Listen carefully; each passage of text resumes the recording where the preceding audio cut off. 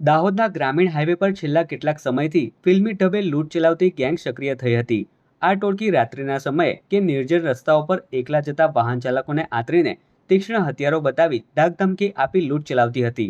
આ ગેંગે છેલ્લા 24 કલાકમાં જ 4 અલગ અલગ બાઇક સવારોને નિશાન બનાવી પોલીસને ખુલ્લો પડકાર ફેંક્યો હતો।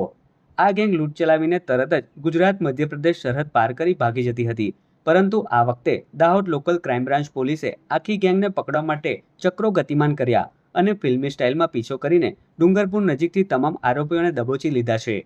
પોલીસે આ ઓપરેશન દરમિયાન આરોપીઓ પાસેથી લૂંટમાં વપરાયેલા ઘાતક હથિયારો, સોના ચાંદીના દાગીના અને ચોરીની મોટરસાયકલ સહિત કુલ રૂપિયા 5,10,820 રૂપિયાનો મુદ્દામાલ જપ્ત કર્યો છે।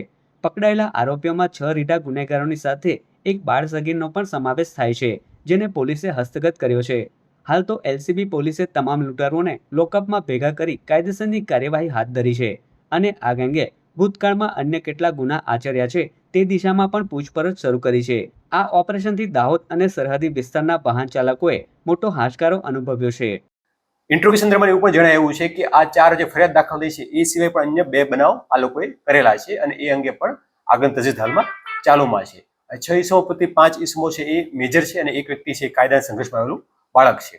તો એ લોકોના સામે જે કાયદાની જોગવાઈઓ છે એ મુજબ કાયદેસરની કાર્યવાહી હાથ ધરવામાં આવી છે। આમ ગણતરીના કલાકોની અંદર જે અલગ અલગ જગ્યાએ બાઇક ઉપર આવી અને લોકોને આંતરીને પૈસા કે ભોળિયા કઢાવીને જે ઘટનાઓ ઘટી હતી, એક આ ક્રાઇમ કરતી ગેંગને પકડી પાડવામાં દાહોદ ક્રાઇમ બ્રાન્ચને સફળતા મળી છે। સર, આમાં કેટલો મુદ્દામાલ ગયો હતો અને કેટલો મુદ્દામાલ રિકવર? ટોટલ જે બનાવવામાં ગયા હતો એમાંથી 2,33,000 રૂપિયાના ટોટલ જે ભોળિયા હતા એ રિકવર થઈ ગયા છે અને બાકીની થોડી પ્રોસેસ છે હાલમાં ચાલુમાં છે। ઓલમોસ્ટ મુદ્દાઓ રિકવર થઈ ગયો છે। સર, આમના સિવાય અન્ય કોઈ લોકો સામેલ છે?